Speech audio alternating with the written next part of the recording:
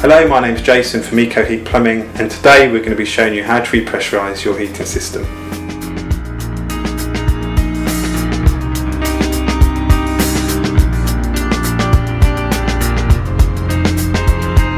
Some boilers have a digital display which shows the water pressure. This boiler has a gauge which demonstrates how much pressure is in the system. Whatever type you have, the pressure should be between 1 and 1.5 bar, but this can be checked with the manufacturer's instructions.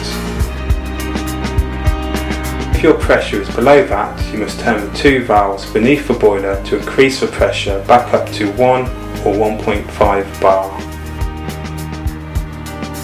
But you must turn off the valve straight away so that you do not overpressurise the system. Once you've repressurised your heating system, you may wish to change the temperature. Most boilers have thermostats on the front of the boiler. These control the hot water and heating temperatures for the whole house. If you're still having problems and you'd like to make an appointment, you can call us at 0208 673 9944 or check out our website at ecoheatplumbing.co.uk.